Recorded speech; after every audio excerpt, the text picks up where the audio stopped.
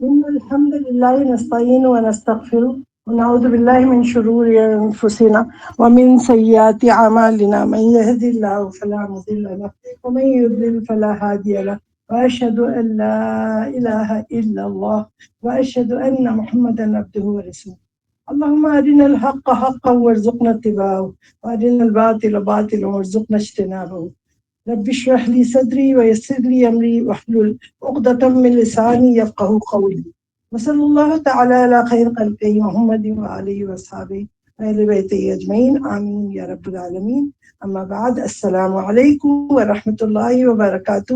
میری عزیز دینی بہنوں اور میری پیاری بچیوں، امید ہے کہ قرآن کے حقوق کا پارٹ 1 آپ سب نے سنا ہوگا اور آپ سب کو اس بات کا احساس ہوا ہوگا کہ یہ عظیم کتاب اللہ کی تمام مخلوقات کی طرح کوئی مخلوق نہیں ہے، بلکہ یہ کلام اللہ ہے، اللہ کی صفت ہے، یہ وحی الہی ہے جو کہ ہمارے پیارے نبی حضرت محمد صلی اللہ علیہ وسلم پر بواسطہ جبرائیل علیہ السلام نازل ہوئی ہے، جو کہ اللہ کے برگزیدہ اور عظیم اور امانت دار فرشتے ہیں، ان کے ذریعے اللہ تعالیٰ نے نازل کیا ہے۔ اور اس کا قرآن کا پڑھنا ایک عبادت ہے، جیسا کہ میں نے پچھلی دفعہ بتایا تھا۔ سورہ حج میں آیت نمبر 75 میں اللہ تعالیٰ کیا فرماتے ہیں؟ اللہ یصطفی من الملائکۃ رسلا ومن الناس ان اللہ سمیع بصیر۔ اللہ تعالیٰ نے چن لیا ہے فرشتوں میں سے اور انسانوں میں سے اپنے پیغام کو پہنچانے والے، یعنی میسنجرز اللہ نے چنا ہوا ہے۔ اور یہاں پہ نبی اور رسول کے علاوہ بھی اللہ تعالیٰ انسانوں میں سے بھی کچھ لوگوں کو چن لیتا ہے جو اللہ کے پیغام کو آگے بڑھائیں گے۔ تو آئیے ہم سب دعا کرتے ہیں کہ اللہ تعالیٰ ہمارا شمار بھی ان لوگوں میں کر دے، اللہم اجعلنا منہم، جو کہ اللہ کے پیغام کو آگے بڑھائیں۔ جیسا کہ حدیث میں رسول اللہ صلی اللہ علیہ وسلم نے کیا فرمایا تھا کہ خیرکم من تعلم القرآن وعلمہ، یعنی قرآن کی تعلیم، یعنی تم میں سے بہترین لوگ کون ہیں؟ وہ جو کہ قرآن کو پڑھتے ہیں اور پڑھاتے ہیں، یعنی قرآن کی تعلیم حاصل کرنا اور اس کو سیکھنا اور اس کو پڑھانا سب سے اعلیٰ عمل ہے۔ تو علماء نے ہم کو قرآن کے 5 حقوق مختصراً بتائے ہیں، جس کو پھر سے ریوائز کر لیتے ہیں کیونکہ یہی مین بیس ہے تبلیغ کی، یعنی قرآن کو آگے بڑھانے کی۔ جب ہمیں بیس پتہ ہوگی تو ہم آگے کام کر سکیں گے۔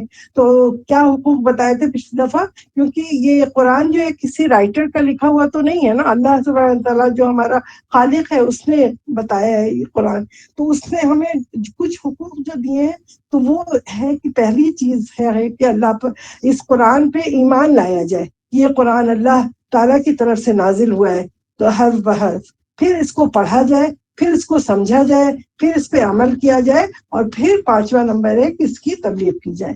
تو یہ تمام سوالات یہ حقوق جب ہم اپنے پہچانتے ہیں کہ یہ 5 حقوق تو کم سے کم ہے ہر مسلمان کے اوپر، کسی صرف یہ علماء کے اوپر نہیں حقوق ہے کہ امام صاحب پہ رکھ دیا یا علماؤں پہ رکھ دیا، نہیں، یہ آپ سب پہ ہے، مجھ پہ ہے، آپ پہ ہے، ہم سب پہ یہ قرآن کے حقوق ہے۔ لیکن جب یہ حقوق ہم پڑھتے ہیں تو ہمارا جو ایک چھوٹا سا آدھا کلو کا بھی بھیجا نہیں ہے، یہ برین اتنا چھوٹا سا، اس میں ہزاروں سوال آتے ہیں، جتنے واٹس ڈبلیوز ہیں نا وہ سب آتے ہیں، ہو، ویئر، واٹ، وین، یہ سب اس ٹائپ کے سوال آتے ہیں نا، ہر ایک کے دماغ میں آتے ہیں اور آنے بھی چاہیے کیونکہ ہم انسان ہیں، اللہ نے بنایا ہے ہمیں انسان۔ تو ہم سوچتے ہیں، سب سے پہلی بات سوچتے ہیں کہ وائی شوڈ آئی ریڈ، کیوں ہم پڑھیں اسے؟ پھر پوچھتے ہیں ویئر شوڈ آئی ریڈ، کہاں سے پڑھیں، کدھر سے؟ وین شوڈ آئی ریڈ، کب ہم پڑھیں، کس وقت پڑھیں، صبح پڑھیں، شام میں پڑھیں، کہاں؟ واٹ شوڈ آئی ریڈ، اس میں سے کون سا سورہ پڑھیں، کون سی نہیں پڑھیں، پھر وچ سورہ، یعنی کون سی سورہ کو پڑھنا چاہیے اور کیا اس میں سے پڑھنا چاہیے، تھوڑی آیتیں یا زیادہ۔ پھر پوچھے ہاؤ شوڈ آئی ریڈ، مطلب ترتیل سے پڑھا جائے یا جلدی جلدی پڑھا جائے، جلدی جلدی ختم کریں۔ پھر یہ سوچیں کہ how many Times should I read, مطلب کہ صبح شام میں پڑھیں، اس کی ہم کوانٹٹی پہ آ جاتے ہیں، 1 دفعہ ختم کیا، 10 دفعہ ختم کیا، کس نے 100 دفعہ ختم کیا۔ ہم کوالٹی پہ تو جاتے نہیں ہیں نا کہ اس کو بالکل صحیح ادا کریں، اس کے حروف، الفاظ، یہ سب ہمیں تو کوالٹی دیکھنی ہے، کیونکہ اللہ کے تقویٰ وہی قبول ہے نا جو کوالٹی میں اچھا ہو، کوانٹٹی نہیں اللہ کے درکار ہے۔ اللہ تعالیٰ کے پاس ایک دفعہ بھی کلمہ کوئی لا الہ الا اللہ خلوص دل سے، دل کی گہرائی سے پڑھ دے گا تو وہ اللہ کے قبول ہو جائے گا. تو ہم کو صرف یہ دیکھنا ہے کہ اس کی کوالٹی کیسی ہے نا، یہ نہیں دیکھنا ہے کہ how many Times should I read, یہ نہیں دیکھنا ہے کہ کتنی دفعہ پڑھیں. پھر اس کے بعد ایک اور سوال آتا ہے کہ ڈز اٹ بینیفٹ، کیا ہمیں اس سے کوئی فائدہ بھی ہے دنیا آخرت کا؟ انسان تو ہمیشہ فائدہ ڈھونڈتا ہے نا، اگر فائدہ ہے تو پھر پڑھنا چاہتا ہے. نہیں. پھر ایک اور بات آتی ہے دماغ میں، از اٹ انفارمیٹیو، کیا یہ ہمارے سوالوں کا جواب دے گا؟ یعنی جو ہم سوچیں گے، ہمیں جستجو ہوتی ہے نا انسان کو ہر وقت، تو وہ سوچے گا کہ کیا ہم اس کا ہماری پرابلمس کو سالو کرے گا. Is it informative, will it solve our problems, مطلب کہ کوئی بھی مشکلات ہے، کوئی حل ہے تو کیا یہ بتائے گا؟ تو آف کورس یہ کتاب بالکل بے شک یہ تمام سوالوں کا جواب ہاں میں ہے. یہ ہاں میں ہے کیونکہ یہ سارا کچھ حل کر دے گا. یہ قرآن ایسا ہے کہ ذالک الکتاب لا ریب فیہ، یہ ایسی کتاب ہے کہ جس میں کوئی شک ہی نہیں ہے، کیونکہ اس کا رائٹر کون ہے؟ اللہ سبحانہ وتعالیٰ، جو کہ ہمارا بھی خالق ہے، آپ کا بھی خالق ہے، سب کا خالق ہے. تو وہ تو مخلوق کی اپنی ہر چیز کو جانے گا نا. تو اس لیے اللہ تعالیٰ ہر چیز کا حل اس قرآن میں بتاتا ہے. تو قرآن کے حقوق یہی ہوتے ہیں، اسی لیے کہ ایمان پہلے لائیے، پھر پڑھیے، سمجھیے، عمل کیجیے، اور پھر آگے اس کی تبلیغ کیجیے. تو جب تک تمام سوالوں کا جواب کون دے گا؟ وہی انسان جواب دے گا جو کہ قرآن کی عظمت کو جانے گا، اس کی اہمیت کو جانے گا، یہ کب اور کہاں اور کس پر نازل ہوئی، کس ذریعے سے نازل ہوئی، ڈائریکٹ ہوئی ہے الفاظ میں یا کتاب کی شکل میں یا وحی کی شکل میں. کیونکہ یہ کلام اللہ ہے، یہ کتاب اللہ نہیں ہے. جیسے کہ تورات، زبور اور سب کتابیں ہیں نا، وہ کتاب اللہ ہے، پوری کی پوری کتاب نازل ہوئی. لیکن ہمارا قرآن کیا ہے؟ یہ کلام اللہ ہے، اللہ کی یہ صفات ہے. تو میری عزیز بہنوں، امید ہے کہ پچھلے ایک درس میں بھی کافی اشکال آپ سب کے دور ہوئے ہوں گے، آپ نے کافی اس کو سمجھا ہوگا، اور مزید وضاحت انشاءاللہ تعالیٰ آج میں کروں گی اللہ کے توفیق سے. اللہ تعالیٰ سے دعا کرتے ہیں کہ اللہ تعالیٰ ہمیں بہت سادے الفاظ میں اس سب بات کو آپ سب تک پہنچانے کی ہمت و توفیق دے، اور آپ سب کے دلوں میں اتر جائے اور آپ اسے ایبزارب کر سکیں اچھی طرح کہ انسان یہ قرآن کا کیا حق ہے مسلمانوں پر، ہم سب پہ کیا حق ہے. جو پہلا حق ہے کہ اس کا ایمان لانا، تو اس کو ہم ابھی آپ کو بتاتے ہیں انشاءاللہ تعالیٰ. دعا کر لیتے ہیں اللہ سے کہ رب اشرح لی صدری ویسر لی امری واحلل عقدۃ من لسانی یفقہوا قولی. اللہ تعالیٰ اسے ہمارے لیے ایزی اور سہل اور آسان بنا دے. سب سے پہلا حق ہے ایمان لانا قرآن پر. یہ کلام اللہ ہے، اس کو بالکل یقین کریں آپ. جو جبرائیل علیہ السلام کے ذریعے نازل ہوا ہے، اس پہ بھی آپ کو یقین ہونا چاہیے کہ وہی جبرائیل علیہ السلام لائے، اور کس پر لائے؟ محمد صلی اللہ علیہ وسلم، آخری نبی حضرت محمد صلی اللہ علیہ وسلم پہ. اور پھر وہ کیسے نازل ہوا ہے؟ تو اس کے 3 طریقے ہیں. تو پہلا طریقہ کیا تھا کہ حضرت جبرائیل علیہ السلام اپنی اصل شکل میں، بالکل اوریجنل جتنے پروں کے ساتھ اور جو کچھ ہے ان کی اس اپنی اصل شکل میں ظاہر ہوئے رسول اللہ صلی اللہ علیہ وسلم کے پاس، اور پھر وہ قرآن کا پیغام وہی لائے. پھر دوسری دہیہ القلبی تھے، ایک صحابی رضی اللہ عنہ، ان کی شکل میں حاضر ہوتے تھے اور جبرائیل علیہ السلام اللہ کے حکم سے، اور پھر وہ وہی لا کے حضور صلی اللہ علیہ وسلم کو پہنچاتے تھے. اور تیسری شکل یہ تھی کہ گھنٹی کی شکل میں، کہ ایک دم جیسے رنگ ہو رہی ہے نا، بیل ہوتی ہے، ٹن ٹن کی آواز آتی ہے. تو یہ تیسری شکل تھی وہی آنے کی، جو ہمارے نبی پروفٹ محمد صلی اللہ علیہ وسلم پہ آئی. تو حضور صلی اللہ علیہ وسلم فرماتے تھے سب سے مشکل شکل یہی تھی کہ وہ گھنٹی کی شکل میں میرے اوپر نازل ہوتا تھا جب قرآن. تو یہ کلام اللہ وہی کیا گیا محمد صلی اللہ علیہ وسلم پر، لیکن اس کی کیفیت کسی کو نہیں معلوم. کوئی بھی کہے اس کی کیفیت بتائے تو آپ سمجھ لیں غلط ہے، کسی کو نہیں معلوم ہے. اسی طرح معراج میں محمد صلی اللہ علیہ وسلم سے اللہ تعالیٰ کی بات ہوئی، کسی کو اس کی کیفیت نہیں معلوم.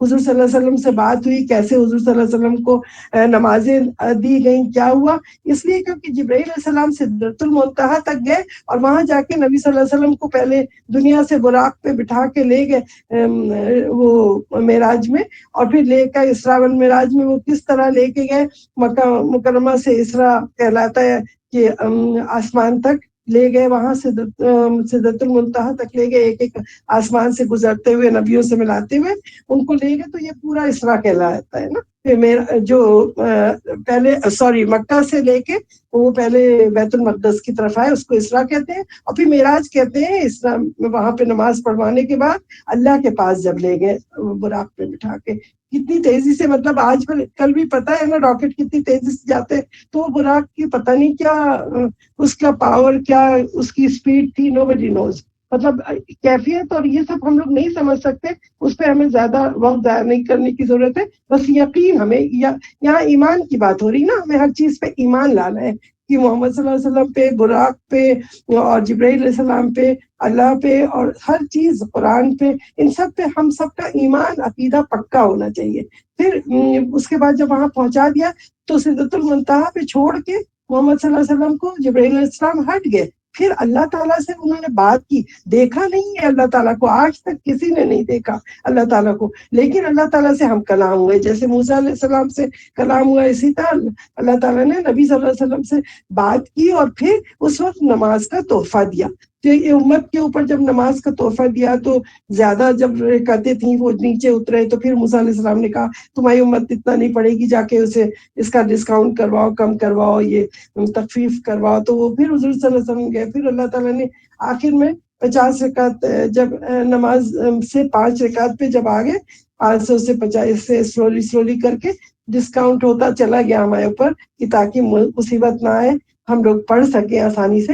تو 5 وقت کی کیا تب بھی موسیٰ علیہ السلام نے کہا جاؤ، تو نبی صلی اللہ علیہ وسلم نے کیا کہا کہ نہیں، اب مجھے شرم آتی ہے کہ میں جاؤں پھر اللہ تعالیٰ سے اس کو بھی کم کرواؤں۔ تو اللہ تعالیٰ نے کہا کہ نہیں، اب یہ 5 رکعت تو تمہاری امت پڑھے گی انشاءاللہ تعالیٰ، لیکن چونکہ یہ امت مسلمہ کی میں ہر نیکی کا 10 گنا دوں گا ثواب، تو یہ 5 رکعت نماز کی بھی 50 رکعت کا ثواب ملے گا۔ تو آپ سوچیں کہ جب بھی ہم لوگ ایک وقت کی کوئی نماز پڑھ رہے ہیں تو یہ سمجھ لیجیے 10 ٹائمز بڑھ کے، یعنی 5 وقت اگر ہم پڑھتے ہیں تو ہمیں 50 نمازوں کا ثواب ملتا ہے۔ اس کا بھی ہمیں عقیدہ اور ایمان ہونا لازمی ہے، بس اس کی ہمیں کیفیت نہیں پتا کہ کس طرح رسول اللہ صلی اللہ علیہ وسلم سے بات ہوئی، نہ ہی نبی صلی اللہ علیہ وسلم نے کسی کو بتایا کہ ان کی بات کیسے اللہ تعالیٰ سے ہوئی۔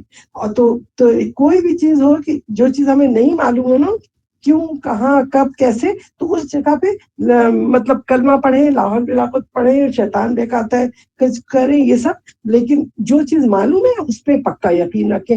جیسے کہ قرآن جو ہے کہاں پہ موجود ہے، یہ تو خیال آتا ہے نا، تو وہ لوح محفوظ میں موجود ہے۔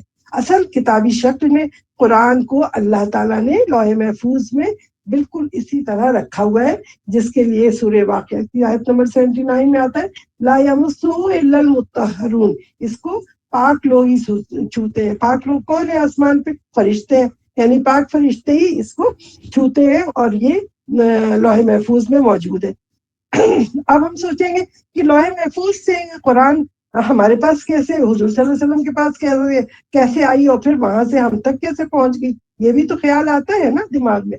تو یہ سمجھ لیں کہ لوح محفوظ سے یہ جو شب قدر رمضان کی آخری راتوں میں اللہ تعالیٰ نے بتایا کہ اس میں ڈھونڈو شب قدر، اور وہ شب قدر کیا ہے؟ جس دن کہ اللہ تعالیٰ نے قرآن کو نازل کیا ہے۔ تو یہ قرآن جو جب نازل ہوا ہے تو کہاں ہے؟ لوح محفوظ سے بیت العزہ میں پورا قرآن کتابی شکل میں نازل ہوا۔ بیت العزہ کہاں ہے؟ 7ویں آسمان پہ۔ 7ویں آسمان پہ کہاں؟ جہاں پہ وہ ہے بیت المعمور، جو خانہ کعبہ کے عین اوپر ہے بیت المعمور۔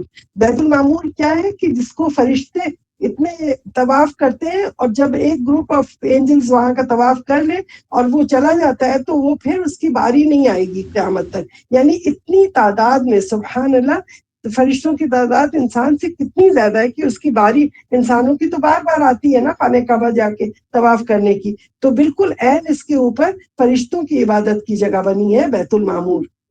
یہاں خانہ کعبہ تو انسانوں کے لیے ہے اور جنوں کے لیے، جن اور انسان یہاں پہ طواف کرتے ہیں، عمرہ کرتے ہیں، صحیح کرتے ہیں، سب کرتے ہیں۔ اور بیت المعمور کو کون کرتا ہے؟ وہاں پہ عبادت فرشتے کرتے ہیں۔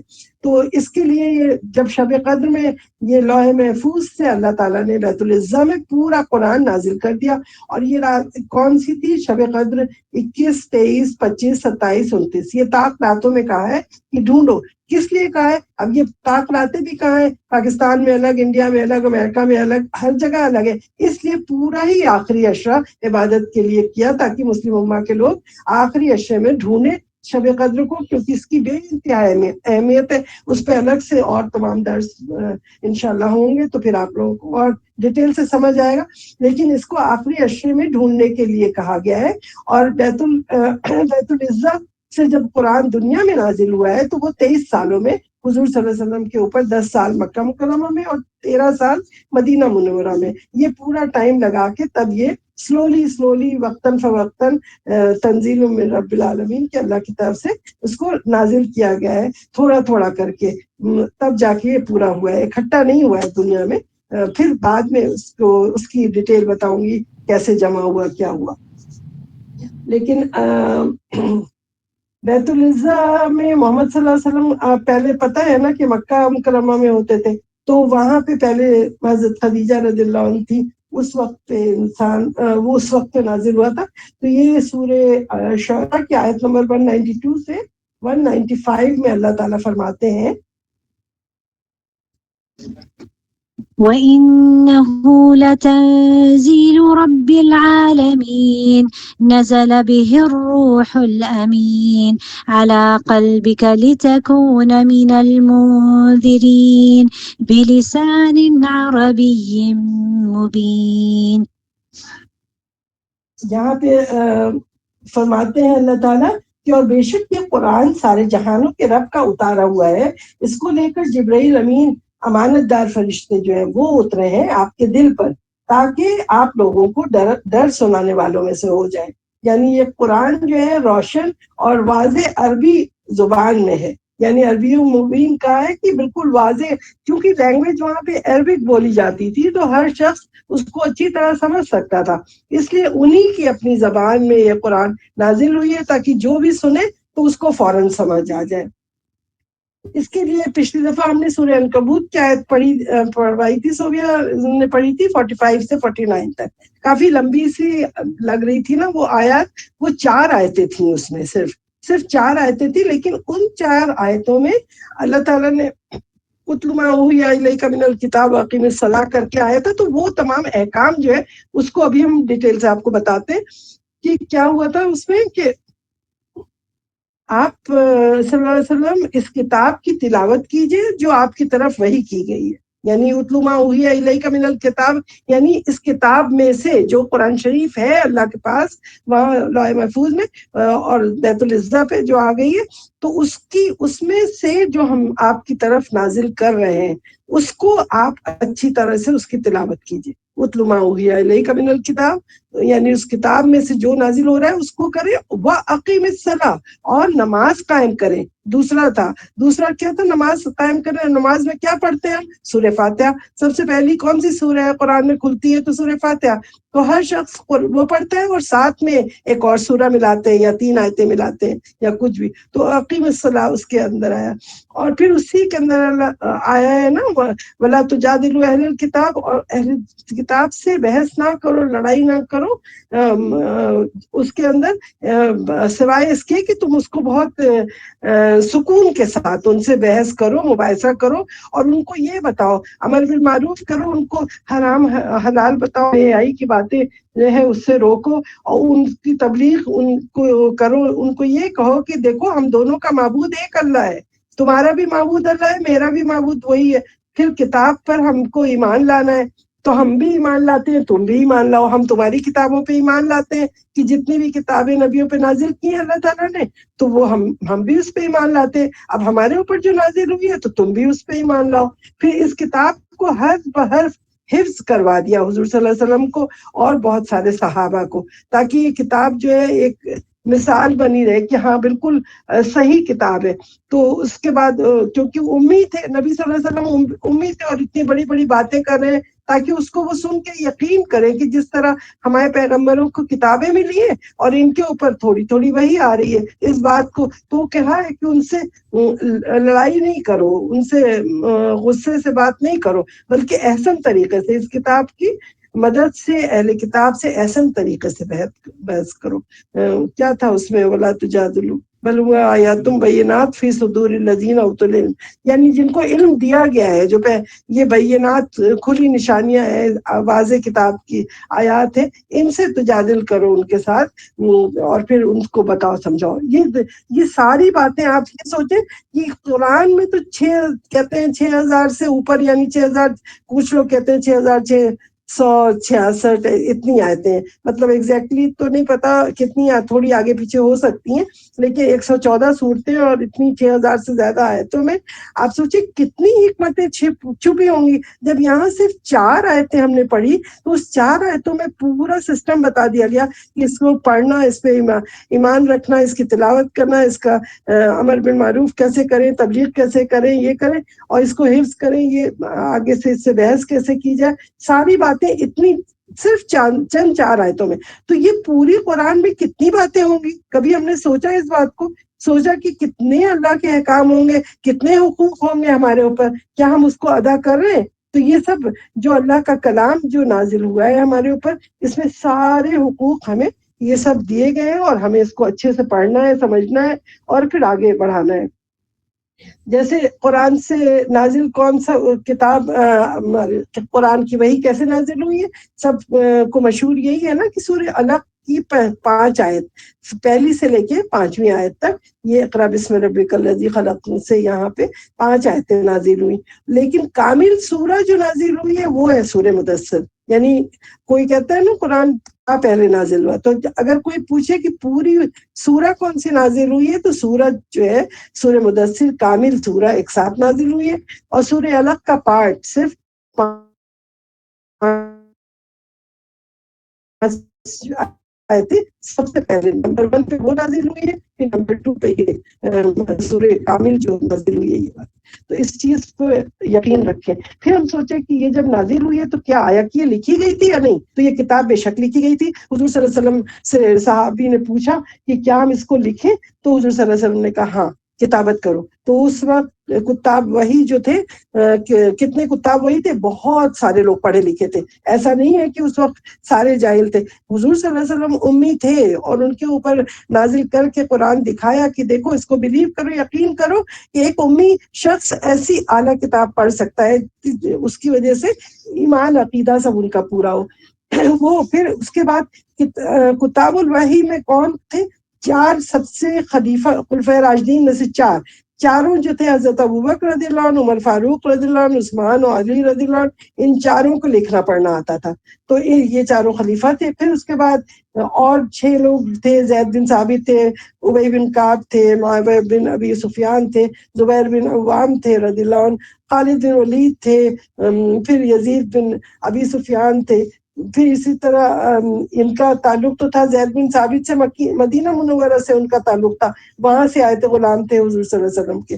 اور مکہ کے قریش میں عبداللہ بن زبیر، سعد بن العاص رضی اللہ عنہ، عبد الرحمن بن الحارث بن ہشام، یہ سارے لوگ قریش کے تھے۔ تو یہ اسی لیے یہاں جب عثمان رضی اللہ عنہ نے جب اس کو جمع کر کے کتابی شکل دی تھی، تو انہوں نے دیکھا تو میجورٹی چونکہ قریش کے تھے، تو قریش کی ہی لغت کے اوپر قرآن کو جمع کیا گیا تھا، کیونکہ پہلے کوفہ، بصرہ، شام، مکہ، مدینہ، بحرین، یمن، ان سب جگہ پہ لوگ جگہ جگہ سے آتے تھے قرآن کو پڑھنے، تو اسی لیے اس کی پوری 7 حروف کی وہ پوری ہے کہ 7 جگہ 7 ڈائلیکٹس میں جیسے انسان بولتا ہے نا، تو بہت سے لفظ مختلف جگہ پہ آپ نے دیکھا، بہت سے ہوتے ہیں یا حجہ کو یا حگا بولتے ہیں۔ اسی طرح ہمارے پاکستان میں دیکھیں قلم ہوگا، لوگ قلم کرتے ہیں۔ تو یعنی بولنے میں بہت سارے الفاظ جو ہے غلط طریقے سے بولے جاتے ہیں، لوگ ڈیفرنٹ، اسی لیے وہ 7 حروف میں اور 7 الفاظ میں وہ جو ہے قرآن کو پڑھنے کی اجازت دی گئی تھی۔ پہلے ایک ہی حرف پہ قرآن سے ہوا اور ایک ہی سے پڑھنے کا تھا، پھر حضور صلی اللہ علیہ وسلم کو بھی اجازت دی گئی 2، پھر 3، پھر 4، اس طرح کرتے کرتے 7 احراف کے اوپر پڑھنے کی اجازت ہو گئی تھی قرآن کی، جیسے اسود قیلا، اقوم قیلا، اور اس طرح معنی میں کوئی فرق نہیں ہوتا تھا، لیکن وہی لفظ ہے، بس کون کیسے پڑھتا ہے، کاف کو گاف، اور اس طرح۔ حالانکہ گاف لفظ تو عربک میں ہے بھی نہیں، پھر بھی وہ جو کاف اور قاف اور یہ سب کو وہ گاف کی طرح پڑھ لیتے ہیں۔ یہ لہجے کا فرق ہے، ڈائلیکٹس ہوتے ہیں ڈفرینٹ، ان کا پروننسیشن ڈفرینٹ ہوتا ہے، تو اس میں کنفیوز ہونے کی بات نہیں ہے، اس کو چھوڑ دیں اپنی جگہ۔ اب ہم یہ دیکھیں جمع قرآن کیسے ہوا، اس میں بھی لوگوں کو بہت غلط فہمی ہے، اس کو بھی دور کرنا بہت ضروری ہے۔ جب قرآن نازل ہوا ہے محمد صلی اللہ علیہ وسلم پر، تو نازل ہو رہا تھا تو اس وقت صحابہ کو سناتے تھے حضور صلی اللہ علیہ وسلم کہ جبرائیل علیہ السلام نے اس طرح ان کے سینے میں جب قرآن ڈالا، تو پھر وہ جب لکھوانے لگے تو لوگ پتوں پہ، لکڑیوں کی چھالوں پہ، چمڑوں پہ، ہڈی پہ، بون پہ، یعنی جو بھی پاکیزہ چیز ملتی تھی اس پہ لکھتے تھے۔ تو اصحاب صفحہ جو تھے ہر وقت اسی کام پہ مشغول تھے، اور وہ حضور صلی اللہ علیہ وسلم کے انتقال کے پہلے 2 سال پہلے حضرت جبرائیل علیہ السلام نے قرآن کا باقاعدہ ترتیب کے ساتھ مراجعہ کروایا تھا حضور صلی اللہ علیہ وسلم کو کہ کون سی آیت کہاں پہ رکھی جائے گی، کیونکہ مختلف حالات کی وجہ سے قرآن کبھی کوئی آیت پہلے نازل ہوئی، کوئی بات ہوئی، کوئی حلال کی ہے تو کوئی حرام کی ہے، کوئی شراب کی ہے، خمر کی ہے، کوئی حجاب کی ہے، کوئی زکوٰۃ کی ہے، کوئی صلاۃ کی ہے، نماز کی، پھر تو کوئی صدقہ کی ہے، کوئی قربانی کی آیتیں ہیں، کچھ حج کی ہے، کچھ روزے کی ہے، کچھ نماز، کوئی نماز جمعہ ہے تو نماز عید ہے، تو سورج کی گرہن اور چاند گرہن کی نمازیں، پھر نکاح اور طلاق اور عدت اور میت، ان سب کے، کفن دفن کے، پھر وراثت کی تقسیم کے، پھر سزاؤں کا، چوری، قتل، زنا، یہ سب چیزوں کا، یعنی طرح طرح کی آیات وقت پہ نازل ہوتی رہی ہیں۔ اب ان آیات کو جو اصل آرڈر جو کہ لوح محفوظ میں موجود ہے، بیت العزہ میں موجود ہے، تو وہ اس کتاب کی آرڈر میں حضرت جبرائیل علیہ السلام نے یہ تمام آیتوں کو ارینج کر کے حضور صلی اللہ علیہ وسلم کو یاد کروایا، اور ان کے ساتھ ساتھ حضور صلی اللہ علیہ وسلم کے ساتھ اس وقت 12,000 صحابی یا کتنے تھے کہ ان سب نے بھی یاد کر لیا ساری اس کو، اتنے ان کے دماغ تیز ہوتے تھے کہ ادھر پڑھا اور ادھر اللہ تعالیٰ ان کے دلوں میں، سینوں میں اتار دیتا تھا، اور وہ یاد ہو جاتا تھا اسی آرڈر سے۔ تو جب یہ کتابیں نازل ہوئی ہیں تو اس کو ساری کتابیں مختلف چیزوں پہ تھیں، تو یہ حضور صلی اللہ علیہ وسلم کے پاس اسی حال میں تھی۔ پھر حضرت عائشہ رضی اللہ عنہ کے پاس تھی جب انتقال ہوا پروفیٹ محمد صلی اللہ علیہ وسلم کا، تو پھر یہ انتقال کے بعد پہلے خلیفہ بنے حضرت ابوبکر رضی اللہ عنہ، تو عائشہ رضی اللہ عنہ نے اپنے ابو کو یہ کتاب پوری دے دی قرآن کو اسی شکل میں۔ پھر یہ کتاب انہی کے پاس رہی، تو اس وقت پھر حضرت عمر فاروق رضی اللہ عنہ نے ان کو بہت رائے دیا کہ آپ ایسا کریں کہ اس کو کتابی شکل میں وہ کر دیں۔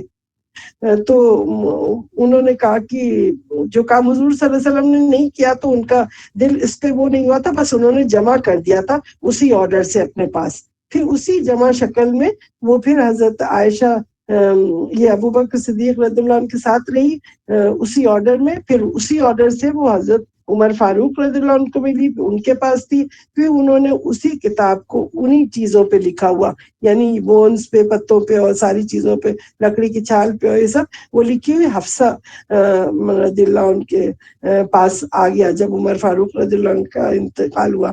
اس کے بعد آئے حضرت عثمان رضی اللہ عنہ، تو انہوں نے دیکھا کہ بہت ساری جگہ سے، یہاں سے، شام سے، یمن سے، ہر جگہ سے لوگ آ کے ڈفرینٹ طریقے سے قرآن کو پڑھنے لگے ہیں، تو ان کو تو چونکہ حفظ تھا تو انہوں نے کہا کہ اس طرح تو بہت ہی گڑبڑ ہو جائے گی، تو انہوں نے حفصہ رضی اللہ عنہ سے کہا کہ ہمیں قرآن کا نسخہ بھیج دیں۔ انہوں نے بھیجا، ہم اس کو کتابت کریں گے، مطلب ایک کتاب کی شکل میں۔ اسی لیے رسم عثمانی جو مشہور ہے اسی لیے کہ انہوں نے وہ سارے نسخے کو لے کے جمع کر کے، اور رسم عثمانی کے نام سے جو مشہور ہو گیا، اس طرح سے جمع کر دیا، اور وہ آج تک وہ مطلب ہے یہاں پہ، مطلب ہم لوگ سب کے پاس وہی ہے۔ تو اس وقت کیا تھا کہ صرف یہی نہیں تھا کہ اس کو کنفرم نہیں کیا گیا، اس وقت تک زندہ تھے ابی بن کعب، زید بن ثابت، عبداللہ بن مسعود رضی اللہ عنہ، یہ سارے کتاب وحی جو کاتب وحی تھے نا، وہ سارے موجود تھے، حفاظ موجود تھے، بہت سے لوگ شہید بھی ہوتے گئے جنگوں میں، لیکن یہ لوگ سارے اوریجنل لوگ سارے موجود تھے۔ تو 12,000 حفاظ اس وقت تھے قرآن کے، تو اس کو مصحف کی شکل میں، مصحف عثمانی کے نام سے وہ جمع ہے، اور آج تک اسی لیے بغیر کسی تحریف کے وہ قرآن اسی طرح موجود ہے۔ تو اب یہ ان کے انتقال کے بعد پھر یہ اصل قرآن اچھا یہ لغات کو تو چھوڑ دیں ابھی ڈیٹیل اس کے، لیکن اب اس پہ ایمان کی جہاں تک بات ہو رہی تھی، جب قرآن جب یہ نازل ہو گیا شروع میں، تو آپ دیکھیں ایمان کون لایا پہلے؟ سب سے پہلی عورت تھی حضرت خدیجہ رضی اللہ عنہ. ان کی ایج کتنی تھی؟ 55، کیونکہ وہ 15 سال بڑی تھی حضور صلی اللہ علیہ وسلم پہ. 40 سال پہ قرآن نازل ہوا. تو انہوں نے اس وقت سب سے پہلے انہوں نے کہا کہ اللہ تعالیٰ آپ کو وہ نہیں ضائع نہیں کریں گے، یہ اللہ کی کتاب ہے. تو اللہ تعالیٰ نے پہلے خدیجہ رضی اللہ عنہ ایمان لائی، پھر ابو بکر رضی اللہ عنہ جو ان کے دوست تھے، جو 2 سال چھوٹے تھے، یعنی 48 پہ جب قرآن نازل ہوا تو ان کی ایج کتنی تھی؟ 38. انہوں نے بلیو کیا. پھر علی رضی اللہ عنہ جو بچے کی شکل میں تھے اس وقت، چھوٹے 10 سال کے تھے صرف، تو انہوں نے یقین کیا، ایمان لائے.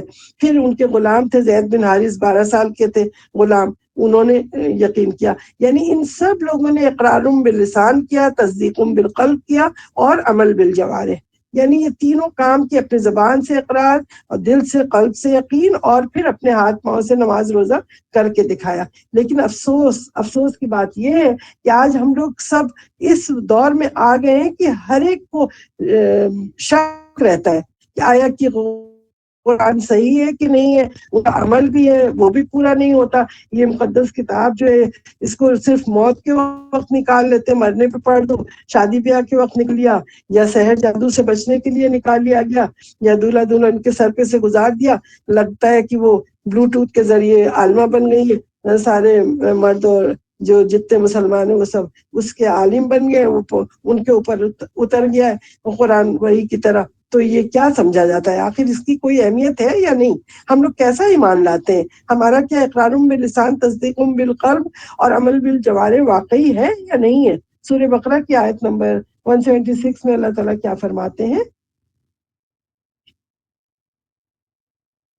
ذلك بأن الله نزل الكتاب بالحق وإن الذين اختلفوا في الكتاب لفي شقاق بعيد. یہاں پہ یہ اس قرآن کے لیے کہا گیا ہے کہ یہ اس لیے کہ بے شک اللہ تعالیٰ نے حق کے ساتھ قرآن کو، اس کتاب کو نازل فرمایا ہے. بے شک جن لوگوں نے اختلاف کیا ہے اس کتاب میں، قرآن میں، اور وہ مخالفت میں بہت دور تک چلے گئے، یعنی کہ وہ گمراہ ہو گئے. کتنے لوگ ہیں یہی قرآن پڑھتے ہیں، ان میں سے شیعہ بن جاتے ہیں، کتنے قادیانی بنتے ہیں، کوئی بریلوی بنتا ہے، کوئی کچھ، یعنی سب نے اپنے فرقے بنا لیے، پڑھ رہے ہیں وہی قرآن سب لوگ، لیکن اسی سے گمراہ ہو رہے. آپ دیکھیں کتنے، اللہ تعالیٰ نے کہا جو مخالفت میں اتنے دور ہوتے، اتنا اختلاف کرتے ہیں اس کی آیات میں، اتنا بحث مباحثہ کرتے ہیں کہ وہ اپنے دین ہی سے نکل جاتے ہیں. یعنی ہم سب مسلمان ہونے کے بعد، قرآن اپنے پاس رکھنے کے باوجود ہم اپنے دین سے نکلے جا رہے ہیں. تو سوچیں اللہم لا تجعلنا منہم، اللہ تعالیٰ ہمیں گمراہ فرقے میں کبھی بھی نہ ڈالے. اللہ تعالیٰ ہم سب کو صحیح بالکل بات سمجھا دے اس طرح. کیونکہ نزول القرآن 40 سال کی ایج پہ حضور صلی اللہ علیہ وسلم پہ شروع ہوا، اور یہ پورے 23 سال تک پورا لگا رہا، یا مکہ مدینہ میں ملا کے. جیسے ہی شروع میں جب نازل ہوا تو حضور صلی اللہ علیہ وسلم اچانک سب سے پہلے وہ سچے خوابوں کا سلسلہ شروع ہو گیا. کب نازل ہوا یہ میں آپ کو بتا رہی ہوں کہ اس وقت شروع میں کیا ہوا تھا، سچے خواب بہت سے دکھنے لگ گئے حضور صلی اللہ علیہ وسلم کو. وہ تنہائی ان کو اچھی لگنے لگی، وہ غار حرا میں اٹھ کے جانے لگے، وہاں پہ اپنا ٹائم گزارنے لگے. پھر اچانک ایک دن وحی ہوئی اور جبرائیل علیہ السلام اپنی اصل حیت میں آئے، جب ڈر کے دیکھ کے حضور صلی اللہ علیہ وسلم کہ یہ کون آ گیا ان کے پاس. اور پھر نزول قرآن کا یہ طریقہ شروع ہو گیا. پھر دحیہ قلبی کی طرح بھی آئے، پھر گھنٹی کی طرح بھی آئی، اس طرح تمام آیتیں آتی گئیں. تو یہ 5 آیتیں اسی طریقے سے سب آتی چلی گئیں حضور صلی اللہ علیہ وسلم پہ سورہ علق کی سب سے پہلے.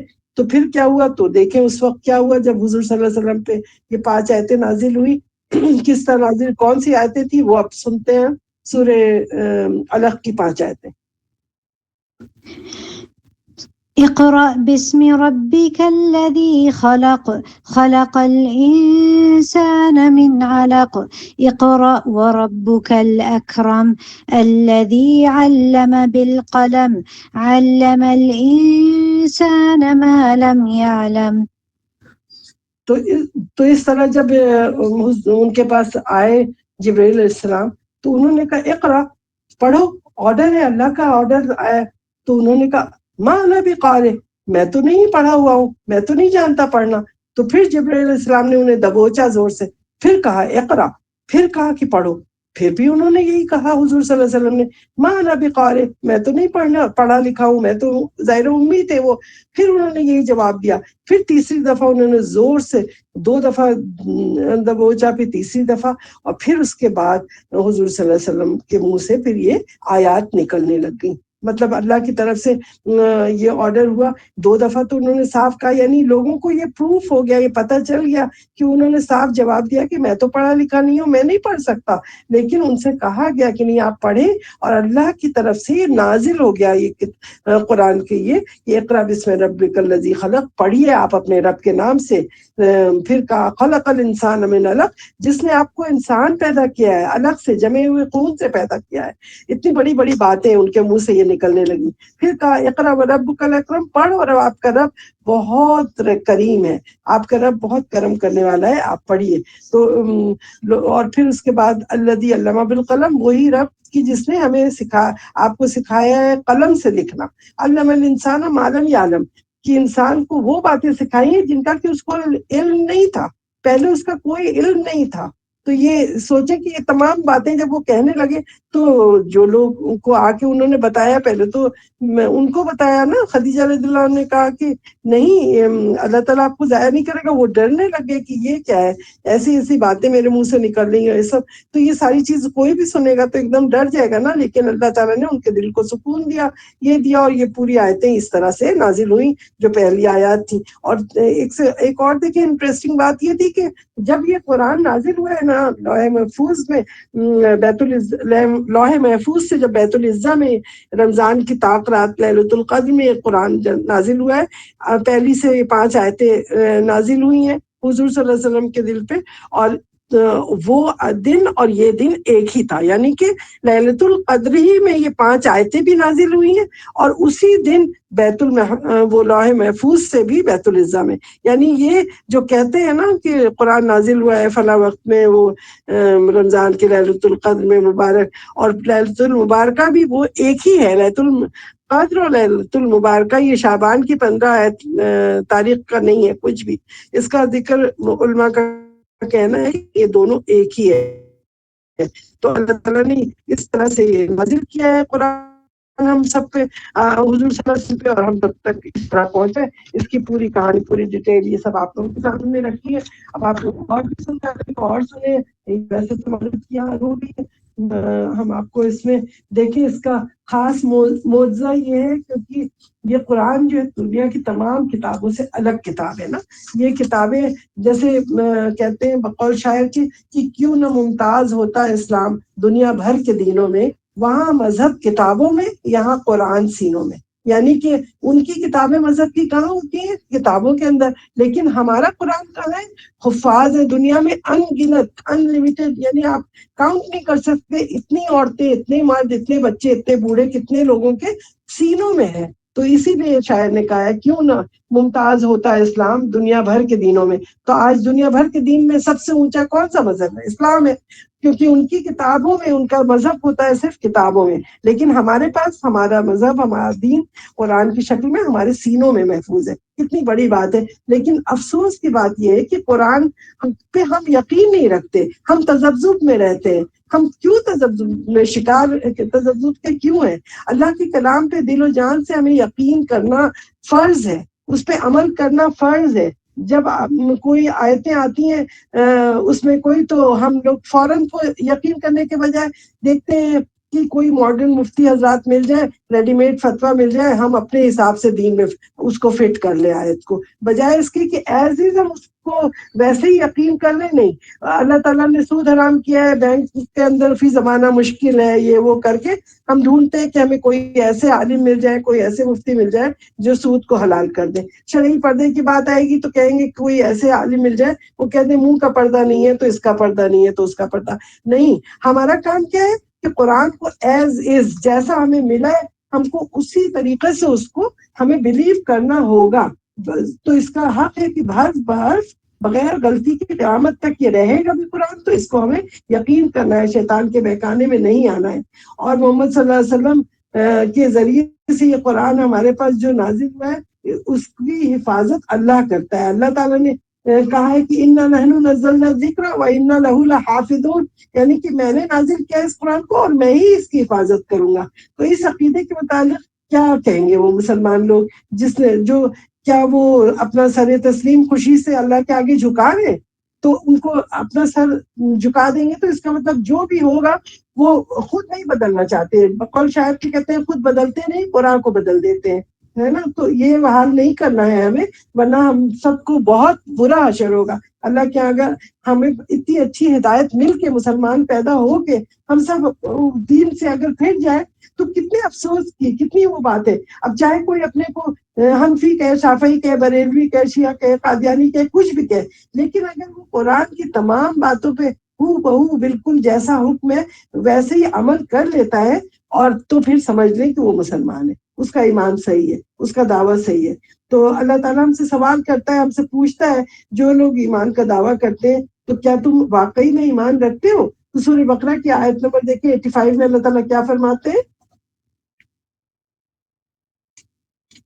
أفتؤمنون ببعض الكتاب وتكفرون ببعض فما جزاء من يفعل ذلك منكم إلا خزي في الحياة الدنيا ويوم القيامة يردون إلى أشد العذاب. کیا تم کتاب کے ایک حصے پر ایمان لاتے ہو اور دوسرے حصے کا انکار کرتے ہو؟ یہ اللہ ہم سے سوال کر رہے ہیں. پھر تم میں سے جو شخص یہ کام کرے گا اس کی سزا اس کے سوا کوئی بھی نہیں ہے کہ رسوائی ہو دنیا میں بھی، دنیا کی زندگی میں بھی، اور قیامت کے دن بھی وہ سخت ترین عذاب کی طرف بھیج دیا جائے گا، دھکیل دیا جائے گا. اللہم لا تجعلنا منہم، اللہم لا تجعلنا منہم. اللہ تعالیٰ ہمیں ایسا نہ کرے کہ ہم ایمان اس پہ نہ رکھیں. قرآن پہ ہمیں کتنی آزادی میں دی ہوئی ہے، فری ول دی ہے. اللہ نے کہا ہے تم چاہو تو اس پہ ایمان لاؤ. فتؤمنون ببعض الکتاب، کیا تم اس پہ تھوڑی چیزوں پہ ایمان رکھتے ہو، بعض کا انکار کرتے ہو؟ تو ہمیں فری ول دیا ہے، ہمیں کوئی پش نہیں کر رہا ہے. تو قرآن کا پہلا حق کیا ہے کہ اس پہ ایمان لاؤ، کوئی بھی چیز کا انکار نہیں کرو. تو اللہ تعالیٰ ہم سے فرماتے ہیں. اسی طرح سورہ کہف کی بھی آیت نمبر 29 میں دیکھیے، وَقُلِ الْحَقُّ مِنْ رَبِّكُمْ فَمَنْ شَاءَ فَلْيُؤْمِنْ وَمَنْ شَاءَ فَلْيَكْفُرْ. اور کہو کہ حق تمہارے رب کی طرف سے آ گیا، بس تم میں سے جو چاہے ایمان لے آئے اور جو چاہے کفر کرے، انکار کر دے. یعنی کسی پر بھی زور زبردستی نہیں ہے. اللہ تعالیٰ نے آزادی دی ہے، کوئی فورس نہیں ہے، ہم انڈیپینڈنٹ ہے، آزاد ہے. ہم چاہیں تو اللہ کے دین کو ایکسیپٹ کریں، چاہے نہیں. یہ دین چھپانے کی چیز نہیں ہے، واضح کر کے بتایا گیا ہے. کوئی اس میں قتم نہیں ہے. کوئی شیعہ لوگ جو کہتے ہیں کوئی چیز اپنا عقیدہ چھپانے کی چیز نہیں ہے، یہ دین بالکل واضح ہے. اللہ تعالیٰ ہمیں قرآن پہ ایمان کامل دے، اس پہ عمل کرنے کی توفیق دے، اور ہم سب اللہ کے اس کا جو پہلا حق تھا قرآن کا، ابھی تو میں اس کے اور حقوق ہے جو انشاءاللہ پھر ہم اگلے دروس میں کریں گے انشاءاللہ تعالیٰ. لیکن ابھی یہ ساری چیز پہلا حق جو ہے ایمان عقیدے کا، اس کو انشاءاللہ تعالیٰ آپ سب اچھے سے اس کو ریوائز کریں، غور کریں اور اس پہ یقین کریں. اللہ تعالیٰ نے ہمیں یہ اتنی پیاری کتاب دی ہے جس میں ہمیں فورس نہیں کیا ہے، ہمیں فل آزادی ہے. آپ سوچیں ٹھنڈے دل سے اور اس کے اوپر یقین کریں، پھر انشاءاللہ اس کو ہم آگے نیکسٹ اس میں لیں گے. آج تمام خیر کی باتیں اللہ سبحانہ و تعالیٰ کی طرف سے اور شر میرے اپنے نفس و شیطان مردود کی طرف سے تھا.